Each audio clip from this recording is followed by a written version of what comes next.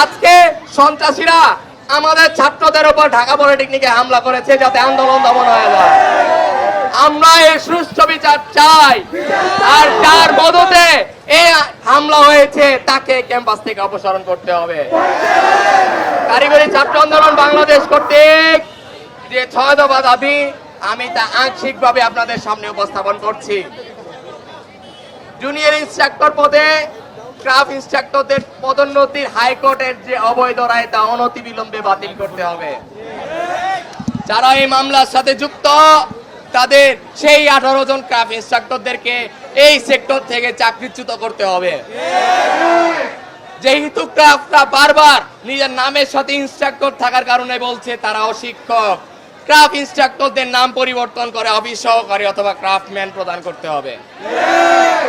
দ্রুত নিয়োগ বিধি সংশোধন করতে হবে যাতে আমাদের এই ক্রাফট ইন্সট্রাক্টরের পদে কোনোভাবেই উচ্চশিক্ষিত অথবা মানহীন উচ্চশিক্ষিতরা না আসতে পারে। আমাদের ডিপ্লোমা শিক্ষার্থীদের জন্য উচ্চশিক্ষার সুযোগ খুব কম, তাই আমরা দাবি করছি ঢাকা আমাদের ডিপ্লোমা শিক্ষার্থীদের জন্য যে প্রস্তাবিত 4টা ইঞ্জিনিয়ারিং কলেজ রয়েছে সেটাতে শতভাগ সিট আমাদেরই প্রদান করতে হবে।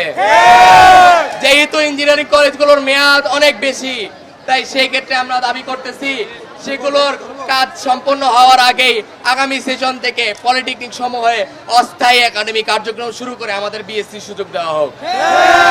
আমাদের জন্য একটা স্বতন্ত্র বিশ্ববিদ্যালয় প্রয়োজন, তাই বিশ্ববিদ্যালয় হয়তো স্থাপন করা সম্ভব না হলেও খুব দ্রুত রেজুলেশন প্রকাশের মাধ্যমে ডিপ্লোমা ইঞ্জিনিয়ারদের জন্য একটা স্বতন্ত্র বিশ্ববিদ্যালয় দিতে হবে।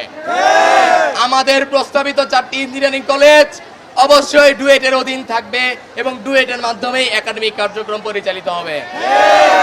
কারিগরি শিক্ষা অবহেলিত হওয়ার আরেকটি বড় কারণ হচ্ছে কারিগরি সেক্টরের কোনো স্বতন্ত্র মন্ত্রণালয় নাই। আমরা চাই কারিগরিকে একটি বিভাগের অন্তর্ভুক্ত না করে কারিগরি উচ্চ শিক্ষা মন্ত্রণালয় প্রতিষ্ঠা করা হোক, যেখানে কারিগরি শিক্ষায় শিক্ষিত জনবলরা থাকবে, কারিগরি শিক্ষার গুরুত্ব বুঝবে, দেশকে এগিয়ে নিয়ে যাওয়ার চেষ্টা করবে। আমরা জানি 10ম গ্রেড ডিপ্লোমা ইঞ্জিনিয়ারদের জন্য বরাদ্দ করা হয়েছে অথবা সংরক্ষিত থাকে। বিগত বছরগুলোতেও এই 10ম গ্রেড নিয়ে আন্দোলন হয়েছে, কিন্তু দুঃখের বিষয় হচ্ছে বিভিন্ন টেকনিক্যাল পদ যেগুলোতে 10ম গ্রেড থেকে 10ম গ্রেডে নিয়োগপ্রাপ্ত হওয়ার কথা সেখানেও 13 গ্রেড 14 গ্রেডে নিয়োগ প্রদান করা হচ্ছে।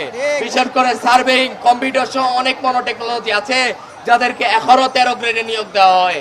আমাদের দাবি সকল ডিপ্লোমা ইঞ্জিনিয়ারকে অবশ্যই 10ম গ্রেডে নিয়োগ প্রদান করতে হবে।